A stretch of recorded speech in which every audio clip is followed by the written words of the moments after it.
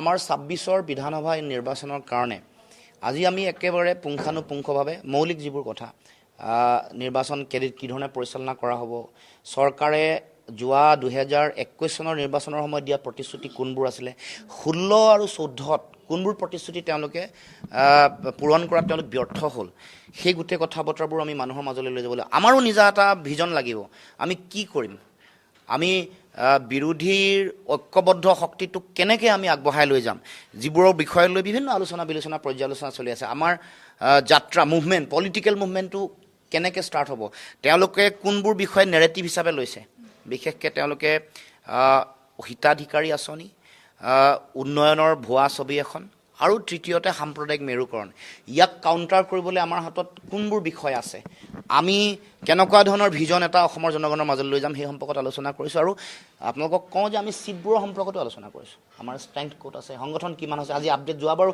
আমি খুব সোনকালে ৰাজনৈতিক পৰিক্ৰমা সমিতি বহিছোঁ, মানে কিমান আগবাঢ়িলে আমি সঁচা, আমি এইটো এটা ৰিয়েলিষ্টিক এটা চিন্তাৰে আগবাঢ়িছোঁ, মানে বাস্তৱধৰ্মী কথা বতৰাৰে আগবাঢ়িম। আমাৰ ক'ত কিমান আগবাঢ়িলে এবাৰ আমি খুব প্ৰফেশ্যনেলি আগবাঢ়িব খুজিছোঁ। ২১ৰ নিৰ্বাচনত আমি বুজি পালোঁ, আমাৰ অভিজ্ঞতা হ'ল, আমি সকলোৱে অৰাজনৈতিক ক্ষেত্ৰৰ পৰা আহি হঠাৎ ৰাজনৈতিক সংগ্ৰামত জঁপিয়াই পৰিছিলোঁ। গতিকে এতিয়া আমাৰ বাস্তৱিক ছবিখন, বাস্তৱিক পৰিস্থিতি অনুধাৱন কৰিব পৰা হৈছোঁ, বিশ্লেষণ কৰিব পৰা হৈছোঁ।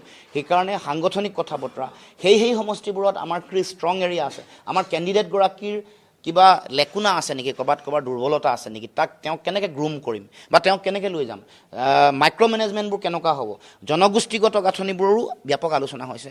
এই গতিকে আমি সেইখিনি আলোচনা বিলোচনা কৰি আমাৰ ছিটবোৰ আমি ঠিক ঠাক কৰিছোঁ, আৰু পৰৱৰ্তী দিনসমূহত এই বিষয়ত আমি এটা চূড়ান্ত সিদ্ধান্ত ল'ম, ক'ত খেলিম, কোন সমষ্টিবোৰত আমি একদম যুদ্ধংদেহীভাৱে লাগিম আমাৰ দলৰ হিচাপে।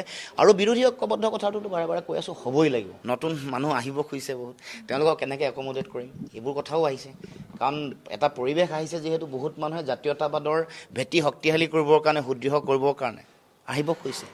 আগতে তেওঁলোকে বেলেগ আদৰ্শ প্ৰেক্টিছ কৰি আছিলে, কিন্তু উপলব্ধি কৰিছে যে জাতীয়তাবাদেহে অসম বচাব পাৰিব। সেইসকলে ভবা যিবোৰ আছে, যিসকল ব্যক্তি আছে, খুব গুৰুত্বপূৰ্ণ বহু ব্যক্তি আছে, তেওঁলোকৰ লগত যোগাযোগ চলি আছে। অকণমান সেই কথা বতৰাবোৰ অকণমান ঠান-ঠিত লাগিলে আমাৰ নিজৰ মাজতো ইণ্টাৰনেলি আমি গোটেই কথা বতৰাবোৰ পৰিকল্পনাটো কৰি ল'ব লাগিব। হোৱাৰ লগে লগে তেখেতসকলকো আমি আমাৰ দললৈ আমি মানে তেওঁলোকক স্থান দিম, তেওঁলোকক আমাৰ দললৈ অহাৰ বাটটো নিশ্চয় মুকলি হ'ব। নাই, আমিতো যিমান পাৰি সোনকালে আশা কৰি আছোঁ, যিমান পাৰি সোনকালে হ'ব লাগে। কথা বতৰা নিশ্চয় নতুন বছৰত আৰম্ভ হ'ব, নতুন আশা লৈ নতুন বছৰত আমি ভাবোঁ আৰম্ভণিৰে পৰা এই বিষয়বোৰ আহিব আৰু খুব সোনকালেই চূড়ান্ত ৰূপৰেখা নিৰ্ণয় হ'ব।